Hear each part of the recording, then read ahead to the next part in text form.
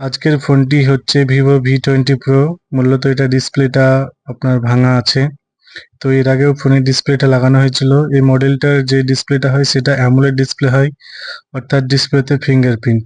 কিন্তু কাস্টমার লাগাবে নর্মালে, ফিঙ্গারপ্রিন্ট তার কাজ করলেও হবে, না করলেও হবে। তাড়াতাড়ি ফোনটাকে খুলে নিলাম, খুলে নেওয়ার পরে আপনার ডিসপ্লেটা রিমুভ করে নিলাম। রিমুভ করে নেওয়ার পরে পুরো ফোনের হার্ডডিটাকে ভালোভাবে ক্লিন করে নিব। ক্লিন করে নেওয়ার পরে ডিসপ্লেটাকে চেক করে নিব। চেক করে নেওয়ার পরে আপনার ডিসপ্লেটা নতুন ডিসপ্লেটাতে বসাবো, ঠিক আছে? তো খুব তাড়াতাড়ি কাজটা করে নিই। কাস্টমারের বক্তব্য হচ্ছে আমার ডিসপ্লেতে ফিঙ্গারপ্রিন্টের কাজ করুক কিংবা নাই করুক, ডিসপ্লে খুব সুন্দর হওয়া চাই। সেজন্য আমি মিটো কোম্পানির ডিসপ্লেটাই সবসময় সাজেস্ট করি কাস্টমারকে। আমার মতে আজ পর্যন্ত মিটো ডিসপ্লে খুব একটা নষ্ট হয়নি। আমি সারা জীবনকারী মিটো ডিসপ্লে খুব ভালো সার্ভিস পাই। তো মিটো ডিসপ্লেটাই কাস্টমারকে লাগিয়ে দিলাম। কাস্টমার বলতে চাই যে জিনিস হোক ভালো, আমার ফিঙ্গারপ্রিন্টে কাজ করুক আর নাই করুক। নতুন ডিসপ্লেটা লাগিয়ে ডিসপ্লেটা টাচে কাজ করছে কিনা সেটা একটু ভালো করে চেক করে নিলাম। দেখ, খুব ভালোই কাজ করছে, টাচে দেখতে পেলাম। তো যাই হোক, কাস্টমারকেও দেখালাম যে টাচে খুব সুন্দর কাজ করছে। কাস্টমার বলল ঠিক আছে লাগিয়ে দিতে। ডিসপ্লে চেক করার পরে ফ্রেম থেকে আলাদা করলাম। তারপরে খুব সুন্দর মতো পুরো ফোনটাকে চারিদিক দিয়ে ভালোভাবে গ্লু লাগিয়ে দিলাম। গ্লু লাগিয়ে দেওয়ার পরে ওই যে একই কথা, কমপক্ষে আমি 5 থেকে 7 মিনিট অপেক্ষা করব। অপেক্ষা করার পরে ডিসপ্লেটাকে আবার বসাবো। অনেক সময় দেখা যায় যে ডিসপ্লে ফ্ল্যাক্সের ভিতরে আঠা ঢুকে যাওয়ার পরে মার্কেটের ডিসপ্লেগুলোতে আর লাইন আসে না। অনেক সময় গ্রিন লাইন শো করে বা লাইলিং শো করে, অনেক সমস্যা হয়। তো কিছুক্ষণ অপেক্ষা করার পরে আমি আবার ডিসপ্লেটাকে বসিয়ে দিলাম।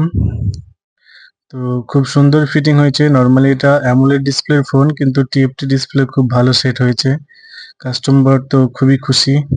এটা সেট করে দেওয়ার পরে আমি ব্যাটারির নিচে কিছুটা গ্লু দিয়ে দিই, কারণ অনেক সময় দেখা যায় যে আপনার ফোনের ব্যাটারি ফোনে কোনোরকম ভাবে হালকা আঘাত খেলে পরে ব্যাটারিটা নড়ে গিয়ে ব্যাটারির পাতাটা ছেড়ে যায়, কানেক্টর উঠে যায়। তো সেই কারণে আমি ব্যাটারির তলায় হালকা করে আঠা দিয়ে দিই, যাতে ভবিষ্যৎ কোনো রকম আঘাত খেলে পরে যেন ব্যাটারির না পাতা কেটে যায়, না ব্যাটারির কোনো সমস্যা হয়। অনেক সময় আমি আমার জীবনে দেখেছি ব্যাটারির পাতা কেটে যায়, অনেক সময় কানেক্টর ভেঙে যায়।